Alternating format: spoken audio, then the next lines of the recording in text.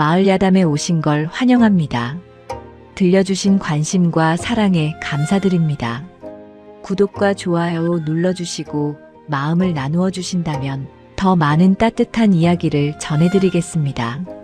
서유겸이 사는 집은 한때 마을에서 제법 이름난 곳이었습니다.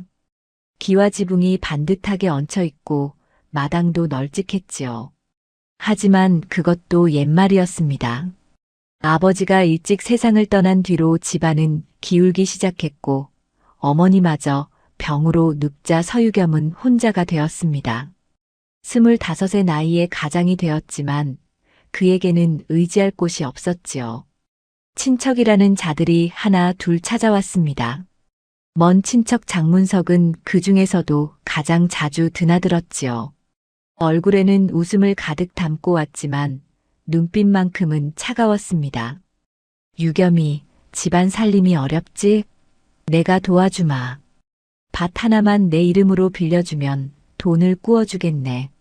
서유겸은 거절하고 싶었지만 당장 쌀이 떨어진 마당에 고개를 끄덕일 수밖에 없었습니다. 장문석은 흡족하다는 듯 웃으며 문서를 내밀었지요. 글을 제대로 읽어보지도 못한 채 서유겸은 도장을 찍었습니다. 그렇게 밭 하나가 장문석의 손으로 넘어갔고 이듬해에는 논 한 마지기도 같은 방식으로 사라졌습니다. 마을 사람들은 서유겸을 가엾게 여기는 척했지만 속으로는 비웃었지요. 저 집은 이제 끝이야. 친척한테 다 뜯어먹히고 있으니 그래도 양반 집안이라더니 이제 머슴만도 못하겠구먼. 서유겸은 그런 말들을 들으면서도 참았습니다. 화를 낼 힘도 따질 배짱도 없었으니까요. 그저 남은 땅을 지키고 하루하루 끼니를 잇는 것만으로도 버거웠습니다. 그러던 어느 날이었습니다. 장문석이 또다시 찾아왔는데 이번에는 부인까지 데리고 왔지요. 유겸아, 내가 좋은 소식을 가져왔네. 혼처 하나 알아봤어. 서유겸은 깜짝 놀랐습니다. 집안 형편이 이 지경인데 누가 며느리로 오겠습니까? 혼처라니요? 누가 이런 집안에 딸을 보내겠습니까? 아이고, 그게 말이지. 한 부인의 조카딸인데 집안이 넉넉지 못해서 혼처를 못 구하고 있었다네. 마침 내가 자네 이야기를 하니 괜찮다고 하더군. 장문석의 부인이 거들었습니다. 그 아이 참 얌전하고 말수도 적어요. 시집살이 잘할 아이니 걱정 말아요. 서유겸은 영문을 알 수 없었지만 거절할 이유도 없었습니다. 이대로 혼자 살다 가는 데가 끊길 판이었으니까요. 며칠 뒤 혼례가 치러졌습니다. 간소하기 그지없는 혼례였지요. 하객도 몇 되지 않았고 음식상도 초라했습니다. 신부가 초래청으로 들어왔을 때 서유겸은 고개를 들어 신부를 바라보았습니다. 붉은 치마 너머로 보이는 신부의 손은 가느다랗고 하였습니다. 얼굴은 족두리에 가려 보이지 않았지만 숨소리만큼은 또렷했지요. 혼례를 마치고 신부가 신방으로 들어갔습니다.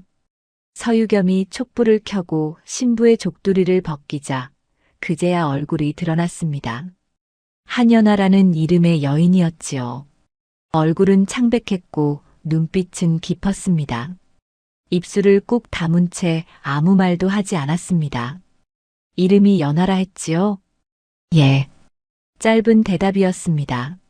서유겸은 더 묻지 않았습니다. 말수가 적은 것이 나쁠 것은 없었으니까요. 다만 한연아의 눈빛이 묘하게 깊다는 것만은 느낄 수 있었습니다. 다음 날부터 한연아는 집안 살림을 맡았습니다. 말없이 밥을 짓고 마당을 쓸고 빨래를 했지요. 서유겸이 밭에서 돌아오면 조용히 물을 떠다 주었습니다. 대화는 거의 없었지만 불편하지는 않았습니다. 며칠 뒤 장문석 부부가 다시 찾아왔습니다. 이번에는 떡을 들고 왔지요. 새댁이 잘 지내나 보러 왔네. 장문석의 부인이 한연아를 위아래로 훑어보았습니다. 한연아는 고개를 숙인 채 아무 말도 하지 않았지요. 참 조용하네. 말은 하는 거야? 예. 허허, 말수가 적으면 시집살이 편하지. 괜찮은 며느리 얻었어, 유겸아. 장문석이 웃으며 말했지만 그 웃음 뒤에 무언가가 숨어 있다는 것을 서유겸은 느꼈습니다. 다만 무엇인지 알 수 없었지요. 그날 저녁 서유겸은 한연아에게 물었습니다. 집안 형편이 어려운데 시집와줘서 고맙소. 한연아는 고개를 들어 서유겸을 바라보았습니다. 그 눈빛이 이상했습니다. 슬프지도 기쁘지도 않은 무언가를 꿰뚫어 보는 듯한 눈빛이었지요. 저도 갈 곳이 없었습니다. 짧은 대답이었지만 그 안에 담긴 무게는 가볍지 않았습니다. 서유겸은 더 묻지 않았습니다. 한연아도 더 말하지 않았지요. 그렇게 둘은 조용히 같은 지붕 아래 살기 시작했습니다. 하지만 마을 사람들은 한연아를 곱게 보지 않았습니다. 말수 적은 것을 어리석다 여겼고 집안일만 하는 것을 무능하다 생각했지요. 장문석의 부인이 먼저 말을 퍼뜨렸습니다. 저 새댁 좀 이상해. 말도 안 하고 웃지도 않아. 바보 아니겠어? 그 말은 금방 마을에 퍼졌습니다. 사람들은 한연아를 보며 수군거렸지요. 서유겸은 그런 말들을 들으면서도 한연아를 감쌌습니다. 이 사람은 내 아내요. 이 집의 사람이니 함부로 말하지 마시오. 사람들은 비웃었지만 서유겸은 물러서지 않았습니다. 한연아는 그런 남편을 조용히 바라보았지요. 무언가를 생각하는 듯한 눈빛으로 말입니다. 한연아가 시집 온 지 한 달이 지났습니다. 그동안 마을 사람들은 한연아를 더욱 얕잡아 보게 되었지요. 말수가 적은 것은 물론이고 집 밖으로 나오는 일도 드물었으니까요. 우물가에 물을 기르러 나와도 고개를 숙인 채 인사만 하고 돌아갔습니다. 다른 여인네들이 모여 수다를 떨 때도 한연아는 끼지 않았지요. 저 집 새댁 정말 이상하지 않아? 그러게 말이야. 말도 안 하고 사람들하고 어울리지도 않고 머리가 좀 모자라는 게 아닐까? 여인네들은 한연아가 없는 자리에서 수군거렸습니다. 장문석의 부인이 그 말에 거들었지요. 아이고, 그러게 말입니다. 제가 물어봐도 예, 아니오밖에 안 해요. 시집살이는 잘할지 몰라도 세상 물정은 하나도 모르는 것 같아요. 그래도 서유겸이는 운이 좋지. 말 안 듣는 며느리보다는 저런 게 낫잖아. 맞아요. 바보 같아도 순하니까 부리기는 편하겠어요. 그렇게 한연아는 마을에서 어리석은 며느리로 소문났습니다. 하지만 정작 한연아는 그런 소문에 아무런 반응도 보이지 않았지요. 그저 집안일에만 매달렸습니다. 새벽같이 일어나 밥을 짓고 마당을 쓸고 빨래를 했습니다. 서유겸이 밭에 나가면 점심을 싸서 가져다 주었고 해가 지면 저녁상을 차렸지요. 어느 날 장문석이 또다시 서유겸의 집을 찾아왔습니다. 이번에는 문서 한 장을 들고 왔지요. 유겸아, 지난번에 빌려준 돈 기억하지? 예, 형님. 그게 말이야. 이자가 좀 밀렸더구먼. 계산해보니 꽤 되던데. 서유겸의 얼굴이 굳어졌습니다. 돈을 빌린 것은 맞지만 이자가 그렇게 많을 리 없었으니까요. 형님, 제가 기억하기로는 그렇게까지 많지 않았는데요. 아니야, 여기 문서에 다 적혀 있잖아. 자네가 도장 찍었으니 부인할 수 없지. 장문석이 문서를 펼쳐 보였습니다. 서유겸은 글을 제대로 읽지 못했기에 문서를 들여다보아도 알 수가 없었지요. 그저 자신의 도장이 찍혀 있다는 것만 확인할 수 있었습니다. 이걸 어떻게 갚아야 합니까? 그러게 말이야. 논 한마지기를 더 넘기면 이자를 탕감해주지. 서유겸은 망설였습니다. 논을 더 넘기면 남는 땅이 거의 없었으니까요. 하지만 돈을 갚을 방도도 없었습니다. 형님, 며칠만 시간을 주십시오. 생각 좀 해보겠습니다. 그래, 그럼 일주일 후에 다시 오지. 장문석이 돌아간 뒤 서유겸은 한숨을 내쉬었습니다. 한연아가 물을 떠다 주며 조용히 물었지요. 무슨 일입니까? 아무것도 아니요. 걱정하지 마시오. 서유겸은 아내에게 걱정을 끼치고 싶지 않았습니다. 하지만 한연아는 남편의 얼굴빛을 보고 무언가 있다는 것을 알았지요. 다만 묻지 않았습니다. 그저 조용히 지켜볼 뿐이었습니다. 며칠 뒤 마을 장터에 일이 있어 서유겸과 한연아가 함께 나갔습니다.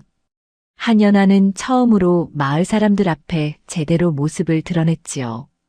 여인네들이 수군거렸습니다. 저게 서유겸의 부인이야?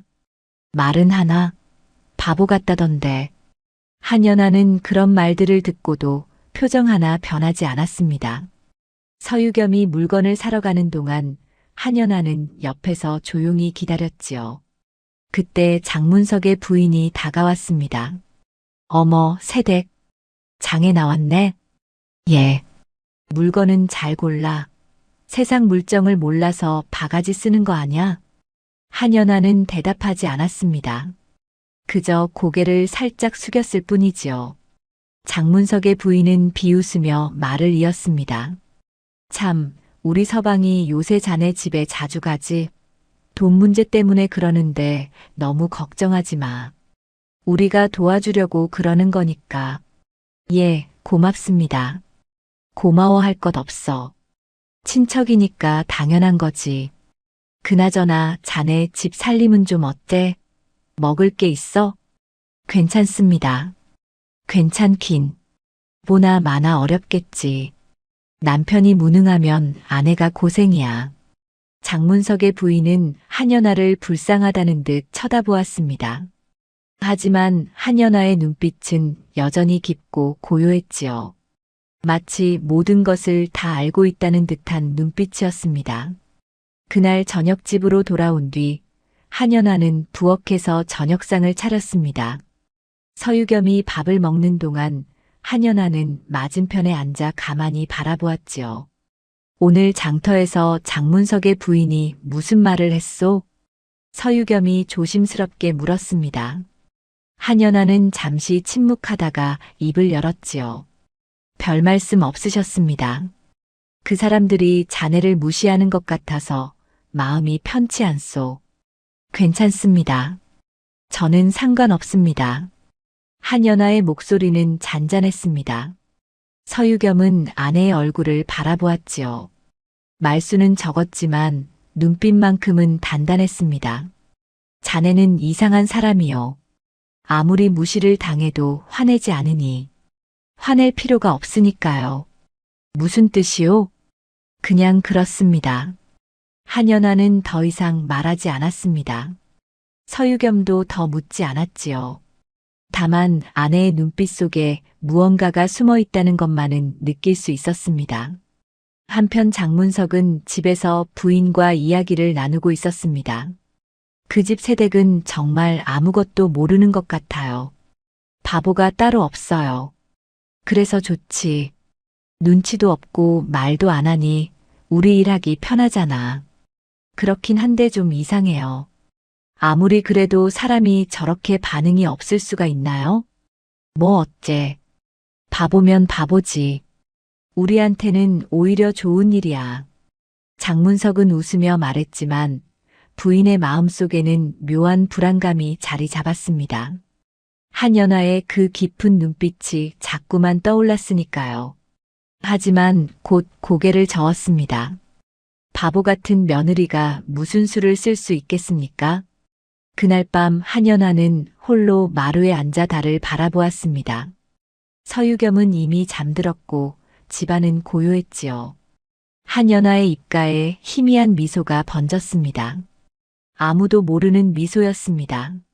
일주일이 지나자 장문석이 약속대로 다시 찾아왔습니다. 이번에는 혼자가 아니었지요. 마을의 이장과 함께 왔습니다. 이장은 마을에서 나름 체면이 있는 사람이었으니 장문석이 그를 데려온 것은 서유겸을 압박하려는 속셈이었습니다. 유겸아, 생각은 해봤나? 장문석의 목소리에는 여유가 묻어났습니다. 서유겸은 난처한 표정을 지었지요. 형님, 논을 더 넘기기는 어렵습니다. 그러면 먹고 살 길이 없습니다. 그럼 돈으로 갚아야지. 이자까지 하면 꽤 큰 돈인데 어찌할 텐가. 조금만 시간을 더 주십시오. 품팔이라도 해서 갚겠습니다. 장문석이 혀를 찼습니다. 그리고 옆에 앉은 이장을 쳐다보았지요. 이장님 들으셨지요? 이 친구가 돈을 갚겠다고는 하는데 언제 갚을지 모르겠습니다. 이장이 난처한 표정으로 입을 열었습니다. 유겸이 빚은 갚아야 하네. 문서에도 도장이 찍혀 있지 않은가. 서유겸은 입술을 깨물었습니다. 억울했지만 문서에 도장을 찍은 것은 자신이었으니 할 말이 없었지요. 그때 한연아가 안채에서 나와 조용히 다가왔습니다. 손에는 차를 담은 쟁반을 들고 있었지요. 어르신들께서 오셨는데 차라도 드시지요. 한연아는 고개를 숙인 채 차를 내놓았습니다. 장문석이 힐끗 한연아를 쳐다보며 코웃음을 쳤지요. 새댁은 조용하니 좋구먼. 남편 일에 끼어들지도 않고. 예, 제가 아는 게 없습니다. 한연아의 대답은 여전히 짧았습니다. 장문석은 흡족하다는 듯 웃었지요. 그래, 여자는 그래야지. 집안일이나 잘하면 되는 거야. 한연아는 대답 대신 고개만 숙였습니다. 그리고 안채로 돌아갔지요. 하지만 문을 닫기 전에 잠깐 뒤를 돌아보았습니다. 그 눈빛은 누구도 알아채지 못했습니다. 서유겸조차도요. 장문석과 이장이 돌아간 뒤 서유겸은 마루에 주저앉았습니다. 한연아가 다가와 물을 떠다 주었지요. 부인 미안하오. 형편없는 남편을 만나서 고생이요. 괜찮습니다. 무엇이 괜찮단 말이오? 집안은 기울어가고 빚은 늘어만 가는데. 한연아는 잠시 침묵하다가 입을 열었습니다. 문서를 한번 보여주실 수 있습니까? 문서를요? 왜 그러시오? 그냥 한번 보고 싶습니다. 서유겸은 고개를 갸웃했지만 방으로 들어가 문서를 가져왔습니다. 한연아는 문서를 천천히 들여다보았지요. 글을 읽는 눈빛이 예사롭지 않았습니다. 이 문서에 적힌 이자가 맞습니까? 글쎄요, 저는 글을 잘 몰라서. 그럼 처음에 돈을 빌릴 때 얼마라고 하셨습니까? 서유겸이 기억을 더듬었습니다. 한연아는 그의 말을 듣고 나서 문서를 다시 살폈지요. 무언가를 생각하는 듯 눈빛이 깊어졌습니다. 이 문서는 제가 보관하겠습니다. 왜 그러시오? 나중에 필요할 것 같습니다. 한연아는 더 이상 말하지 않았습니다. 서유겸은 영문을 몰랐지만 아내에게 문서를 맡겼지요. 뭔가 생각이 있는 것 같았으니까요. 그날 밤 한연아는 홀로 문서를 펼쳐놓고 꼼꼼히 살폈습니다. 글자 하나하나를 짚어가며 읽었지요. 그리고 다른 종이를 꺼내 무언가를 적기 시작했습니다. 숫자들이 빼곡히 적혔고 날짜도 함께 기록되었습니다. 며칠 뒤 장문석이 마을 어귀에서 이장과 이야기를 나누고 있었습니다. 한연아가 마침 그곳을 지나가게 되었지요. 물동이를 이고 우물로 가는 길이었습니다. 새댁, 남편은 잘 있나? 장문석이 물었습니다. 한연아는 걸음을 멈추고 고개를 숙였지요. 예, 덕분에 잘 있습니다. 그나저나 돈 문제는 생각해봤나? 이대로는 안 되네. 남편께서 고민하고 계십니다. 고민만 하면 뭐하나. 빨리 결정해야지. 한연아는 대답하지 않았습니다. 다만 고개를 한 번 더 숙이고는 우물로 향했지요. 장문석은 그런 한연아를 보며 혀를 찼습니다. 저 여자는 정말 답답해. 남편이 젖골인데도 아무 말이 없으니. 그러게 말입니다. 세상 물정을 하나도 모르는 것 같습니다. 이장이 맞장구를 쳤습니다. 하지만 두 사람은 몰랐습니다. 한연아가 그들의 대화를 하나도 빠짐없이 듣고 있었다는 것을요. 우물가에 도착한 한연아는 물을 깃기 전에 잠시 멈춰 섰습니다. 그리고 방금 들은 대화를 마음속에 새겨 넣었지요. 그날 저녁 한연아는 서유겸에게 물었습니다. 장문석 어르신께서 마을에서 어떤 일을 하십니까? 글쎄요, 물건을 사고 파는 장사를 하신다고 들었습니다. 다른 사람들과도 거래를 하십니까? 아마 그럴 겁니다. 왜 그러시오? 한연아는 잠시 생각하다가 고개를 저었습니다. 아무것도 아닙니다. 하지만 한연아의 머릿속에는 여러 생각이 스쳐 지나갔습니다. 장문석이 다른 사람들과 어떤 거래를 하는지, 그 거래가 어떻게 이루어지는지, 돈의 흐름은 어떤지, 모든 것이 퍼즐처럼 맞춰지기 시작했지요. 며칠이 지나자 마을에 소문이 하나 돌았습니다. 장문석이 다른 마을 사람과 곡식 거래를 한다는 소문이었지요. 한연아는 그 소문을 듣고 장터에 나갔습니다. 그리고 조용히 장문석의 거래 모습을 지켜보았습니다. 장문석은 다른 상인과 이야기를 나누며 장부를 펼쳐 보이고 있었습니다. 한연아는 멀찍이 서서 그 모습을 관찰했지요. 장부에 적힌 숫자들, 거래하는 방식, 말투 하나하나를 놓치지 않았습니다.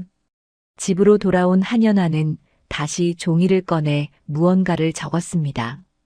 장문석의 거래 방식, 장부 기록 방법, 그리고 말 바꾸는 순간들까지 모든 것을 빠짐없이 기록했지요. 서유겸은 그런 아내의 모습을 보며 물었습니다. 부인, 무엇을 그리 열심히 적으시오? 그냥 살림 기록입니다. 살림 기록이 그리 복잡합니까? 꼼꼼히 해야 나중에 헷갈리지 않습니다. 서유겸은 고개를 끄덕였습니다. 아내가 살림을 열심히 하는 것이라 생각했지요. 하지만 한연아가 적고 있는 것은 살림 기록이 아니었습니다. 장문석을 둘러싼 모든 기록이었습니다. 그날 밤 달빛 아래 앉은 한연아의 눈빛은 더욱 깊어졌습니다. 이제 퍼즐의 조각들이 하나씩 맞춰지고 있었지요.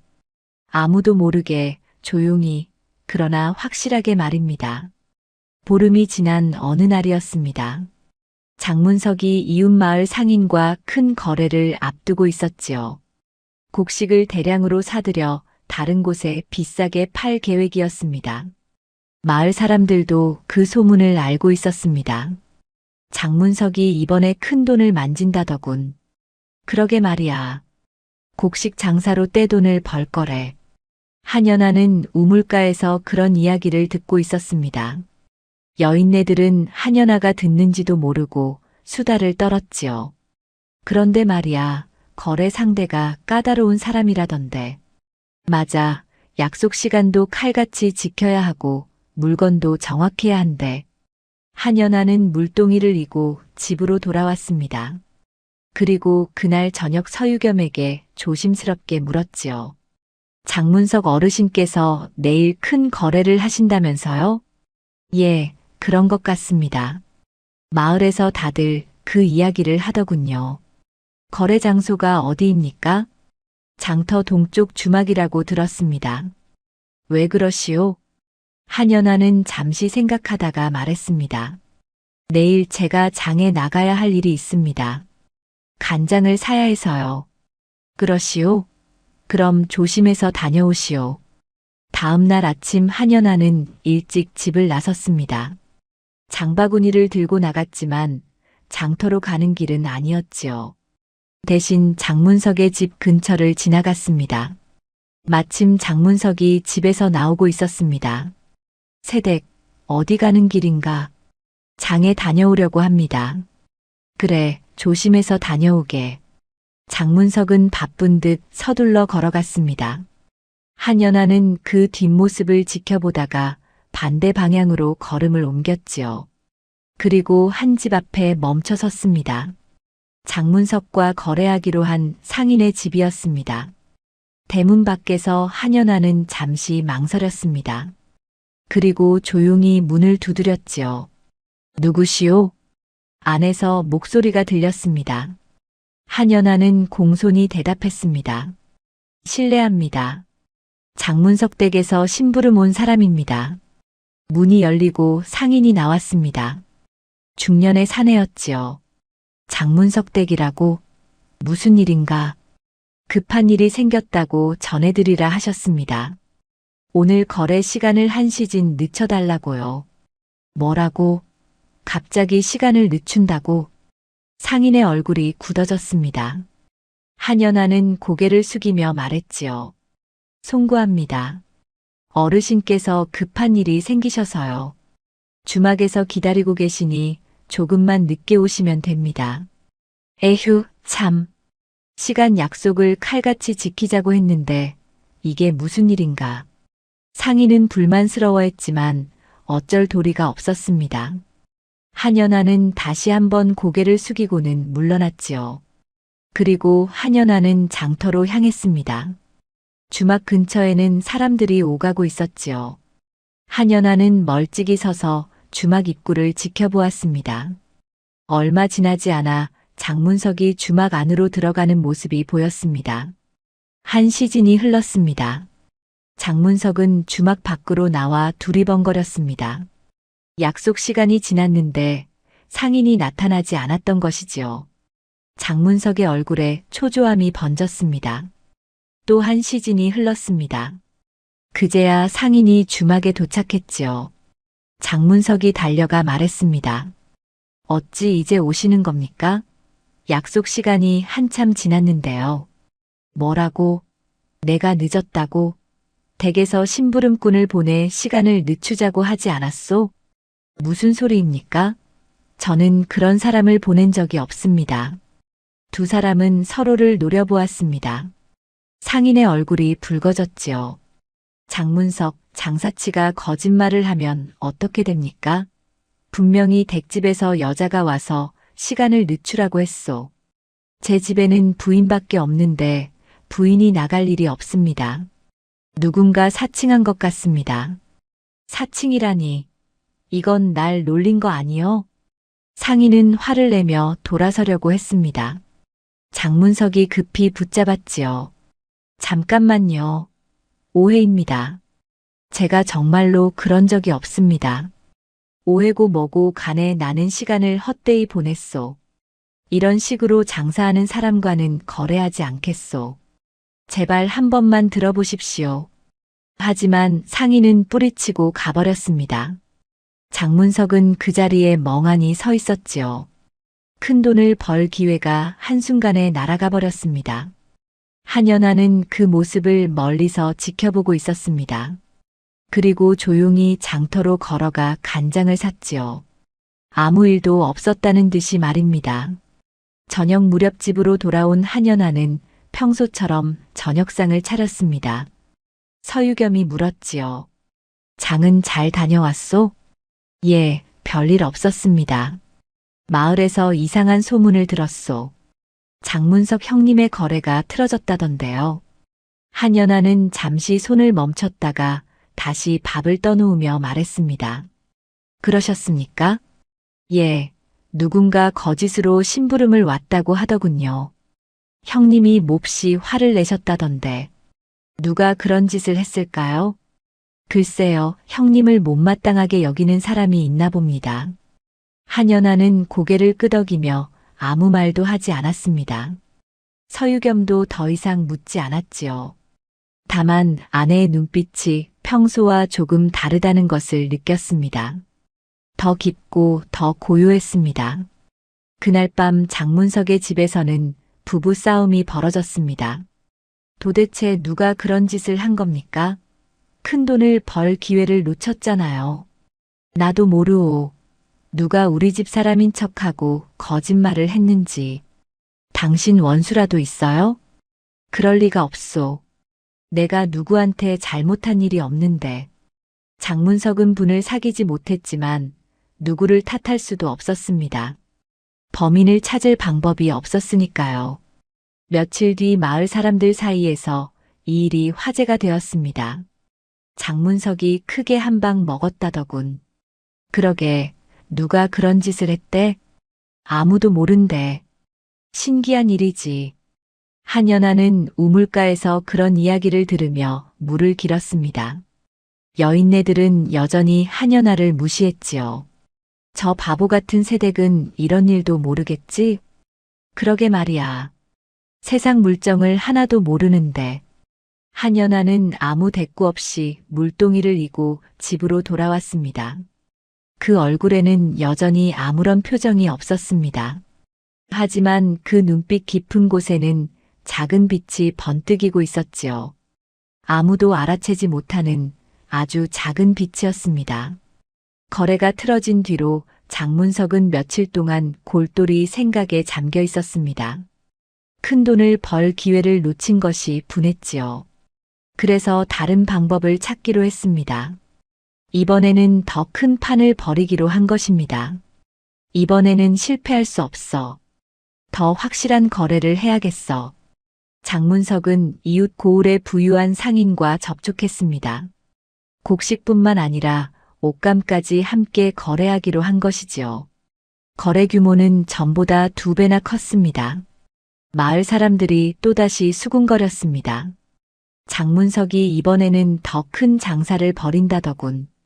지난번 실패를 만회하려고 그러나 봐. 그런데 돈은 어디서 구했대? 그렇게 큰 돈을 어떻게 마련했을까?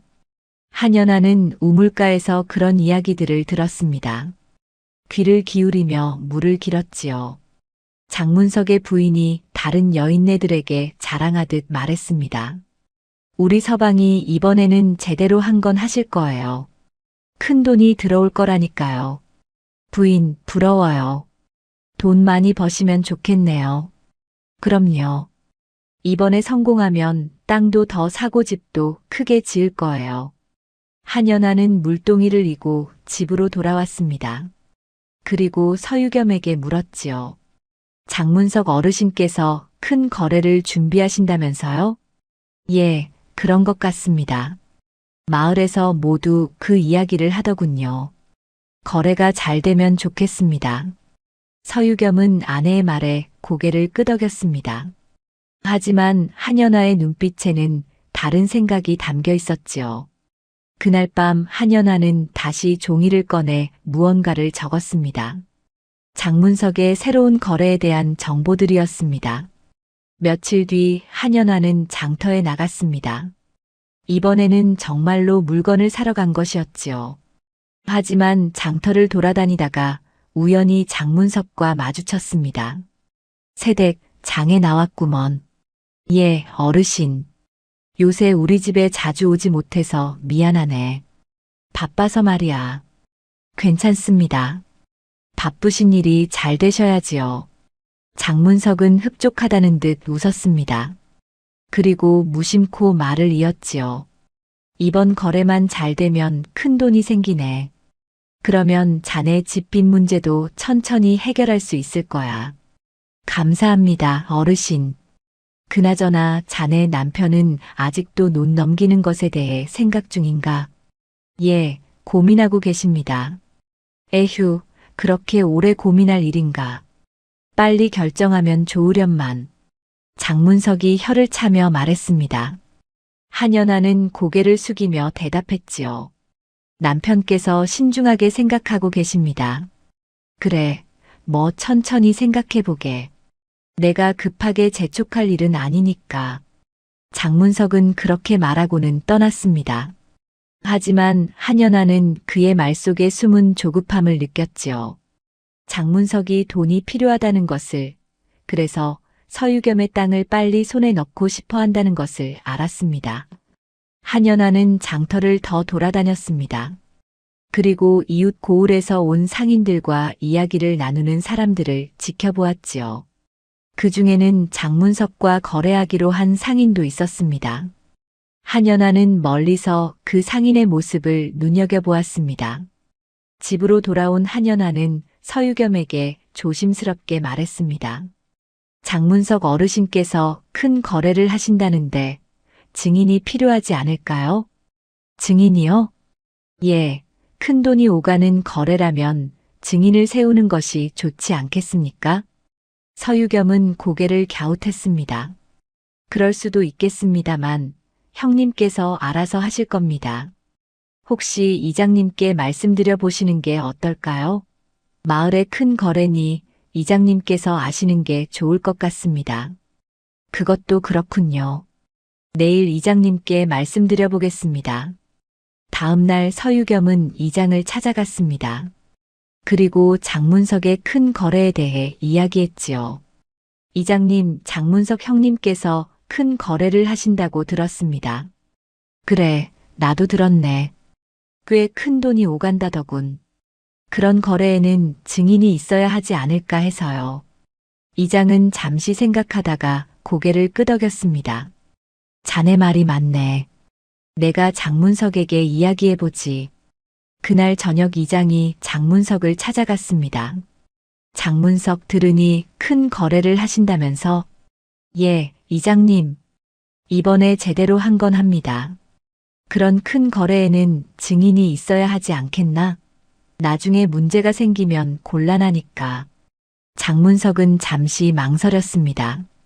증인을 세우면 자신이 마음대로 장부를 조작하기 어려웠으니까요. 하지만 이장이 직접 나서는 마당에 거절할 수도 없었습니다. 그렇게 하겠습니다, 이장님. 좋아. 내가 증인으로 서주지. 거래 날짜가 언제인가? 사흘 뒤입니다. 알았네. 그날 내가 직접 가서 확인하겠네. 장문석은 떨떠름한 표정으로 고개를 끄덕였습니다. 이장이 돌아간 뒤 부인이 물었지요. 왜 그리 표정이 안 좋아요? 이장이 증인으로 선다고 하네. 이거 좀 까다로워졌어. 왜요? 증인이 있으면 더 좋은 거 아니에요? 그게 아니라 뭐 그럴 수도 있지. 장문석은 불안한 마음을 감추며 말을 얼버무렸습니다. 하지만 부인은 남편의 불안함을 눈치채지 못했지요. 사흘 뒤 거래 날이 되었습니다. 장문석은 약속 장소인 주막으로 갔습니다. 이장도 함께 따라갔지요.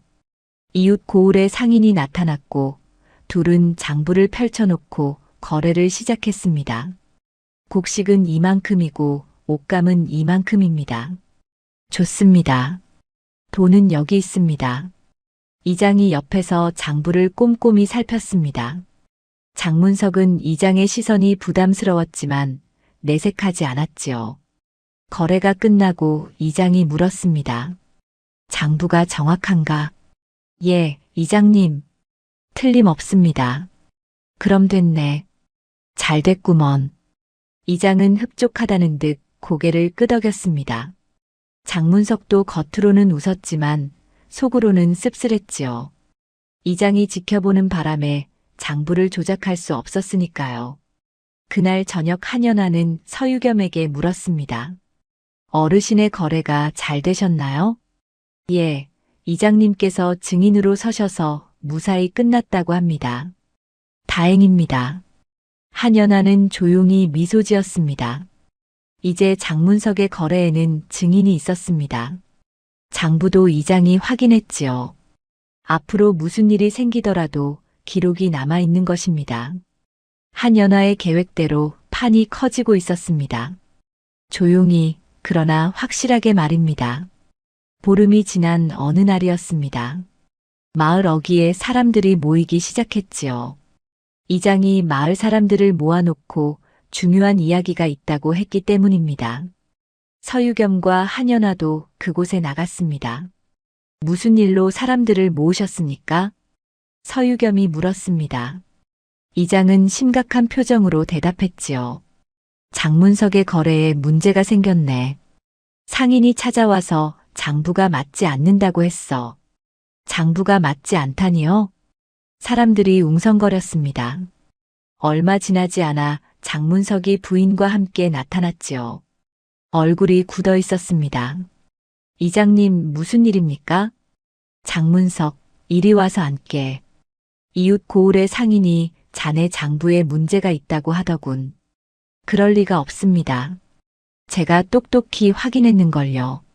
그때 이웃 고을의 상인이 나타났습니다. 손에는 장부를 들고 있었지요. 장문석, 이게 대체 어찌된 일이오? 약속한 곡식 양이 모자라고 옷감값도 다르오. 무슨 말씀입니까? 제가 약속대로 다 드렸는데요. 여기 장부를 보시오. 처음 약속한 것과 나중에 받은 것이 다르오. 상인이 장부를 펼쳐 보였습니다.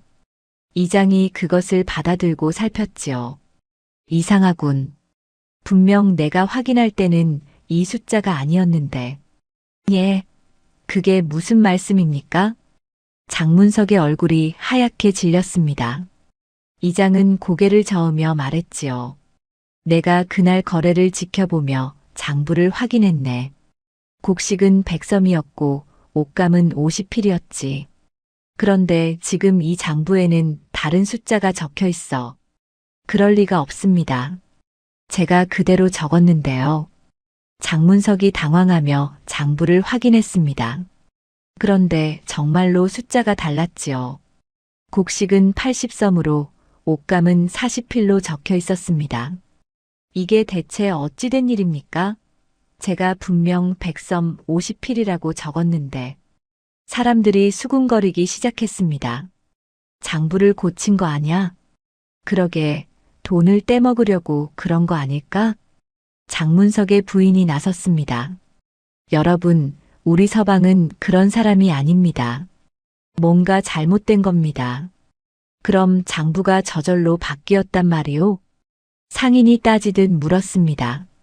장문석은 땀을 흘리며 말했지요. 제가 실수로 잘못 적었나 봅니다. 다시 확인해 보겠습니다. 실수라고? 이런 큰 거래에서 실수를 하다니. 그때 한연아가 조용히 앞으로 나섰습니다. 사람들이 놀라 한연아를 바라보았지요. 평소에 말이 없던 며느리가 나선 것이 의외였으니까요. 실례합니다. 제가 한 말씀 드려도 되겠습니까? 이장이 고개를 끄덕였습니다. 말해보게. 한연아는 품에서 종이 한 장을 꺼냈습니다. 그리고 조용히 말했지요. 장문석 어르신께서는 이전에도 비슷한 일을 하셨습니다. 뭐라고? 장문석이 벌떡 일어났습니다. 한연아는 침착하게 종이를 펼쳐 보였습니다. 제가 기록해 둔 것입니다. 어르신이 저희 남편과 거래하실 때도 장부의 숫자가 달랐습니다.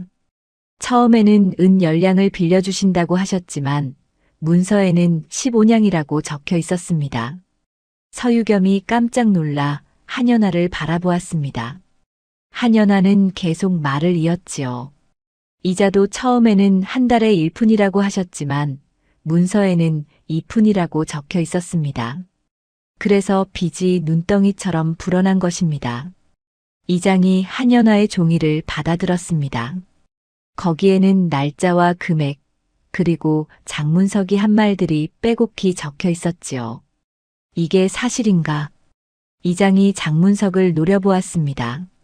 장문석은 식은땀을 흘리며 말했지요. 아, 아닙니다. 그건 오해입니다. 오해라고? 그럼 이 기록은 거짓말이란 말인가?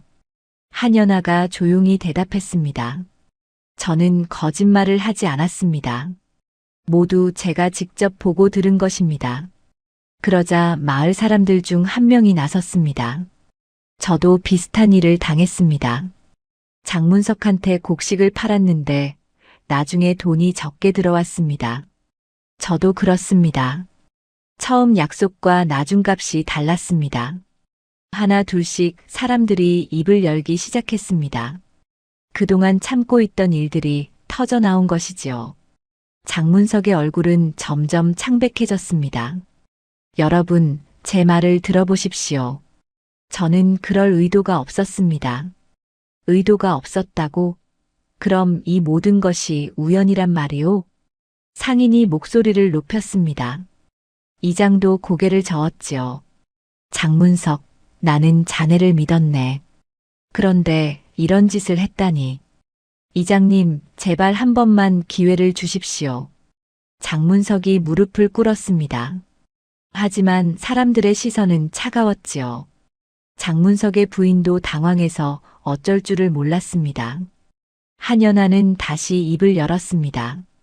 어르신께서는 저희 남편에게서 받은 땅도 돌려주셔야 합니다. 빚이 실제보다 많이 불어났으니 땅을 빼앗을 권리가 없습니다. 맞는 말이네. 이장이 고개를 끄덕였습니다. 그리고 장문석을 바라보며 말했지요. 장문석, 자네는 마을 사람들을 속였네. 서유겸의 땅을 당장 돌려주고 빚도 다시 계산하게. 하지만 이장님, 하지만은 없네. 여기 증인도 있고 기록도 있지 않은가. 자네가 잘못한 것은 분명하네. 장문석은 더 이상 할 말이 없었습니다. 사람들의 따가운 시선 속에서 고개를 떨구었지요. 부인도 눈물을 흘리며 옆에 앉아 있었습니다. 서유겸은 옆에 서 있는 한연아를 바라보았습니다. 아내가 이렇게 모든 것을 계획하고 있었다니 믿을 수가 없었지요. 하지만 고마웠습니다. 아내가 자신을 위해 이렇게까지 해준 것이 말입니다. 한연아는 서유겸을 돌아보며 조용히 말했습니다. 이제 괜찮습니다. 더 이상 어르신에게 시달리지 않아도 됩니다. 서유겸은 아내의 손을 꼭 잡았습니다. 그 손이 따뜻했지요.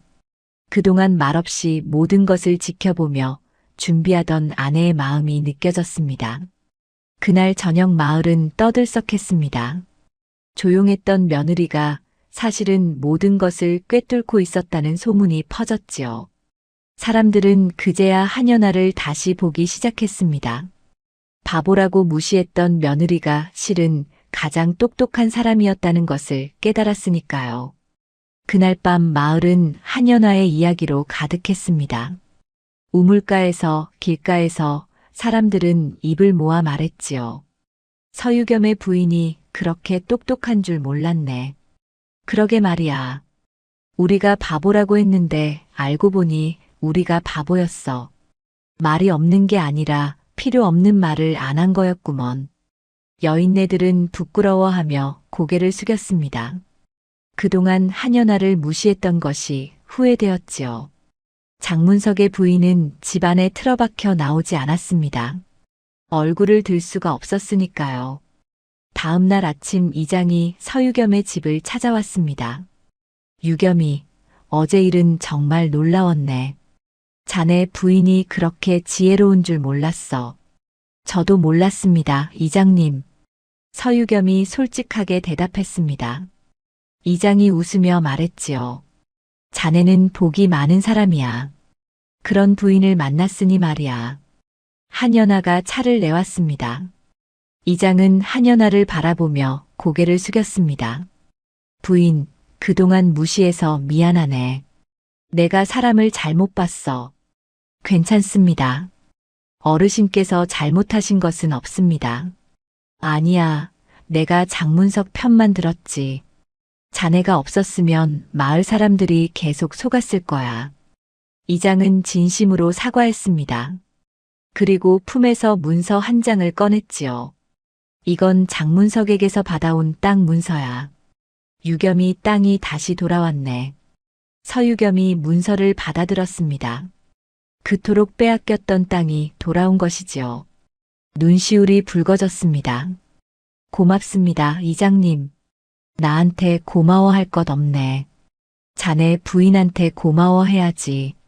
이장이 떠난 뒤 서유겸은 한연아를 바라보았습니다. 아내는 여전히 조용한 얼굴로 서 있었지요. 어떻게 이 모든 것을 준비하셨습니까? 그냥 지켜봤을 뿐입니다. 지켜보기만 한 것이 아니지 않습니까? 모든 것을 기록하고 계획하셨지 않습니까? 한연아는 잠시 침묵하다가 입을 열었습니다. 남편께서 고통받는 모습을 보고만 있을 수 없었습니다. 제가 할 수 있는 일을 했을 뿐입니다. 하지만 왜 저한테 말씀하지 않으셨습니까? 말씀드렸다면 남편께서 말리셨을 겁니다. 그리고 혹시라도 남편께서 장문석 어르신께 눈치를 주실까 걱정했습니다. 서유겸은 아내의 말에 고개를 끄덕였습니다. 정말로 자신이 알았다면 눈치를 줬을지도 모르는 일이었지요.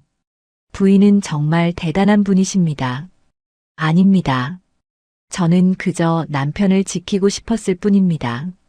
서유겸은 아내의 손을 꼭 잡았습니다. 말은 없었지만 마음은 통했지요.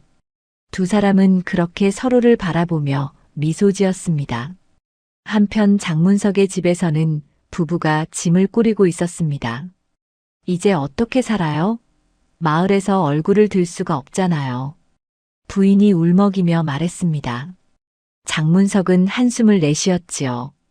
다른 마을로 가야겠소. 여기서는 더 이상 살 수 없소. 그 며느리가 그렇게 똑똑한 줄 누가 알았겠어요. 우리가 완전히 속았어요. 속은 게 아니라 우리가 얕잡아 본 거지. 내가 교만했소. 장문석은 자신의 잘못을 인정했습니다. 욕심이 화를 불렀고 남을 무시한 것이 결국 자신을 망쳤지요. 며칠 뒤 장문석 부부는 마을을 떠났습니다. 사람들은 그들을 배웅하지 않았지요. 다만 멀리서 지켜볼 뿐이었습니다. 결국 욕심이 화근이었어. 그러게 남을 속이면 결국 자기가 망하는 법이지. 마을 사람들은 이번 일을 교훈으로 삼았습니다. 욕심을 부리지 말 것, 남을 무시하지 말 것, 그리고 정직하게 살 것. 며칠이 지나자 마을 사람들이 하나 둘씩 서유겸의 집을 찾아왔습니다. 사과하기 위해서였지요. 부인, 그동안 무시해서 미안합니다. 저희가 잘못 봤습니다. 용서해 주십시오. 한연아는 그들을 따뜻하게 맞이했습니다. 괜찮습니다. 저도 말이 없어서 오해를 샀을 겁니다. 아닙니다. 부인께서 조용하신 것이 아니라 저희가 시끄러웠던 겁니다. 여인네들은 진심으로 사과했습니다. 한연아는 그들을 용서했지요. 그리고 차를 내어 함께 이야기를 나누었습니다. 이제는 한연아를 무시하는 사람이 아무도 없었습니다. 한 달쯤 지났을 때였습니다. 서유겸은 밭을 갈고 있었고 한연아는 집에서 살림을 하고 있었지요. 평화로운 일상이었습니다. 그때 이장이 다시 찾아왔습니다. 유겸이, 좋은 소식이 있네. 무슨 소식입니까? 마을에서 자네를 이장 보좌로 추천하기로 했네. 자네 부인의 지혜를 빌리고 싶다는 사람들이 많아. 서유겸은 놀라 한연아를 바라보았습니다. 한연아는 고개를 저었지요. 이장님, 저는 그냥 집안일이나 하고 싶습니다. 부인, 자네 같은 사람이 마을을 위해 일해줘야 해. 다른 사람들이 어려움에 처했을 때 도와줄 수 있자는가. 하지만 저는 부인. 서유겸이 아내의 말을 끊었습니다. 그리고 부드럽게 말했지요. 부인께서 하고 싶으신 대로 하십시오. 제가 옆에서 돕겠습니다. 한연아는 남편의 얼굴을 바라보았습니다. 그 눈빛에는 믿음이 가득했지요. 한연아는 천천히 고개를 끄덕였습니다. 그렇다면 제가 할 수 있는 일을 하겠습니다. 좋아. 그럼 결정됐네. 이장은 기뻐하며 손뼉을 쳤습니다. 그날 이후로 한연아는 마을 일을 돕기 시작했습니다. 사람들의 다툼을 중재하고 어려운 일을 해결해 주었지요. 말은 여전히 적었지만 하는 일은 확실했습니다. 마을 사람들은 한연아를 존경했습니다. 그리고 입을 모아 말했지요. 서유겸은 정말 복이 많은 사람이야. 그러게 말이야. 그런 부인을 알아봤으니까. 서유겸은 그 말을 들을 때마다 웃었습니다. 자신이 알아본 것이 아니라 아내가 자신을 선택해 준 것이라는 것을 알았지요. 그리고 그 선택에 감사했습니다. 저녁 무렵 두 사람은 마루에 나란히 앉아 석양을 바라보았습니다. 한연아가 조용히 말했습니다. 남편께서 저를 믿어주셔서 고맙습니다. 제가 고마워해야지요. 부인께서 저를 지켜주셨으니까요. 저는 그저 당연한 일을 했을 뿐입니다. 아닙니다. 부인은 대단한 일을 하셨습니다. 두 사람은 서로를 바라보며 미소 지었습니다. 말은 많지 않았지만 마음은 깊었지요. 그렇게 두 사람의 삶은 새로운 시작을 맞이했습니다. 그로부터 몇 해가 흘렀습니다. 서유겸과 한연아의 집은 예전보다 훨씬 나아졌지요. 땅을 되찾은 덕분에 살림이 나아졌고 두 사람의 손길이 닿는 곳마다 풍요로움이 깃들었습니다. 한연아는 여전히 말수가 적었습니다. 하지만 이제는 아무도 그것을 어리석음이라 여기지 않았지요. 오히려 깊은 생각을 가진 사람의 침묵이라고 존경했습니다. 마을 사람들은 어려운 일이 생기면 한연아를 찾아왔습니다. 부인, 이웃과 땅 경계 문제로 다투고 있습니다. 어찌하면 좋겠습니까? 한연아는 조용히 이야기를 들었습니다. 그리고 양쪽의 말을 다 듣고 나서 지혜롭게 해결책을 제시했지요. 두 분 모두 욕심을 조금씩 내려놓으십시오. 땅 한 뼘보다 이웃 관계가 더 소중합니다. 사람들은 한연아의 말에 고개를 끄덕였습니다. 그 말이 옳다는 것을 알았으니까요. 한연아는 결코 한쪽 편을 들지 않았고 언제나 공정했습니다. 그래서 사람들이 더욱 믿고 따랐지요. 어느 봄날이었습니다. 마을에 혼처를 구하지 못한 총각이 있었는데 집안이 가난해서 아무도 딸을 주려 하지 않았습니다. 한연아가 그 이야기를 듣고 서유겸에게 말했지요. 이웃 마을에 비슷한 형편의 처녀가 있다고 들었습니다. 제가 중매를 서보면 어떨까요? 그렇게 하시지요. 부인께서 하시는 일이라면 잘 될 겁니다. 한연아는 이웃 마을로 가서 처녀의 집을 찾았습니다. 그리고 정성껏 중매를 섰지요. 처음에는 서로 주저했지만 한연아의 진심 어린 말에 마음을 열었습니다. 형편이 어려워도 마음만 맞으면 됩니다. 저희 부부도 그랬습니다. 결국 두 사람은 혼례를 올렸습니다. 총각은 한연아에게 큰 절을 올렸지요. 부인 덕분에 좋은 인연을 만났습니다. 평생 잊지 않겠습니다. 행복하게 사십시오. 그것이 제게 가장 큰 보답입니다. 이런 일들이 하나 둘 쌓이면서 한연아의 명성은 마을을 넘어 이웃 고을까지 퍼졌습니다. 사람들은 한연아를 지혜로운 부인이라 불렀지요. 어느 날 저녁 서유겸과 한연아는 마루에 앉아 차를 마시고 있었습니다. 서유겸이 아내를 바라보며 말했습니다. 부인, 요새 마을 일로 너무 바쁘신 것 아닙니까? 몸이 괜찮으신지요? 괜찮습니다. 제가 할 수 있는 일을 하는 것뿐입니다. 부인께서는 정말 대단하십니다. 처음 오셨을 때는 아무 말씀도 없으셔서 걱정했는데 한연아는 차를 한 모금 마시고 조용히 말했습니다. 저는 말이 필요 없는 사람들 사이에서 자랐습니다. 말보다 행동이 중요하다고 배웠지요. 그게 무슨 뜻입니까? 제 집안도 한때는 괜찮았습니다. 하지만 아버지께서 돌아가신 뒤 친척들이 재산을 노렸지요. 말로는 도와준다고 했지만 실제로는 빼앗아갔습니다. 서유겸은 처음 듣는 이야기였습니다. 한연아는 계속 말을 이었지요. 그때 저는 배웠습니다. 말이 많은 사람을 조심해야 한다는 것을. 그리고 진짜 도움은 조용히 온다는 것을요. 그래서 말씀이 적으셨던 겁니까? 예. 그리고 사람들을 지켜보고 싶었습니다. 누가 진심인지, 누가 거짓인지 알고 싶었으니까요. 서유겸은 아내의 손을 꼭 잡았습니다. 부인께서 저를 선택해 주셔서 고맙습니다. 아닙니다. 남편께서 저를 받아주셔서 고맙습니다. 남편께서는 제가 말이 없어도 무시하지 않으셨지요. 당연한 일 아닙니까? 아닙니다. 세상에는 말 없는 사람을 무시하는 이들이 많습니다. 하지만 남편께서는 달랐습니다. 저를 이 집의 사람이라고 말씀해 주셨지요. 서유겸은 그때를 떠올렸습니다. 마을 사람들이 한연아를 무시할 때 자신이 했던 말을 기억했지요. 그 한마디가 아내에게 얼마나 큰 힘이 되었는지 이제야 알았습니다. 부인은 제게 너무 과분한 사람입니다. 아닙니다. 저희는 서로에게 필요한 사람입니다. 두 사람은 마주보며 미소 지었습니다. 말은 많지 않았지만 마음은 깊이 통했지요. 그해 가을 마을에 풍년이 들었습니다. 서유겸의 밭에서도 곡식이 풍성하게 자랐지요. 추수를 마치고 서유겸은 곡간을 바라보며 감개무량해했습니다. 이 모든 것이 부인 덕분입니다. 아닙니다.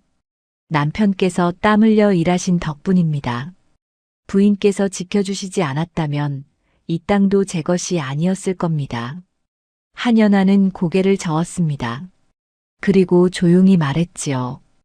복은 굴러오는 것이 아닙니다. 알아보는 사람이 붙잡는 것입니다. 무슨 뜻입니까? 남편께서는 제가 말이 없어도 저를 사람으로 대해주셨습니다. 그것이 복을 붙잡은 것입니다. 서유겸은 아내의 말에 깊이 생각했습니다. 자신이 특별히 잘한 것이 없는데 아내는 그것을 큰 의미로 여기고 있었지요. 저는 그저 당연한 일을 했을 뿐인데요. 당연한 일을 하는 사람이 많지 않습니다. 그래서 귀한 것입니다. 마을 사람들도 비슷한 이야기를 했습니다. 서유겸은 정말 복이 많은 사람이야. 그런 부인을 알아봤으니 당연하지. 알아본 게 아니라 대접을 잘한 거야. 그래서 부인이 힘을 쓴 거지. 사람들은 이제 알았습니다. 복은 그냥 오는 것이 아니라는 것을요. 사람을 겉모습으로 판단하지 않고 말이 없어도 무시하지 않고 진심으로 대할 때 복이 온다는 것을 말입니다. 겨울이 왔습니다. 눈이 소복이 쌓인 마당에서 서유겸과 한연아는 나란히 서서 하늘을 바라보았습니다. 부인, 행복하십니까? 예, 남편께서 곁에 계시니 행복합니다. 저도 부인 덕분에 행복합니다. 두 사람은 서로의 손을 꼭 잡았습니다. 따뜻한 온기가 전해졌지요. 말은 많지 않았지만 마음은 가득했습니다. 그날 밤 마을 어귀에서 어떤 나그네가 이 마을의 이야기를 듣고 감탄했습니다. 조용한 며느리가 집안을 살렸다니 참으로 신기한 일이로구나. 마을 사람이 대답했습니다. 신기한 일이 아닙니다. 당연한 일입니다. 사람을 제대로 알아보니가 복을 얻은 것이지요. 그 말은 세월이 흘러도 마을에 전해졌습니다. 그리고 사람들은 이 이야기를 들을 때마다 생각했지요. 겉으로 드러나는 것만으로 사람을 판단하지 말아야 한다고, 진짜 복은 알아보는 사람에게 온다고 말입니다.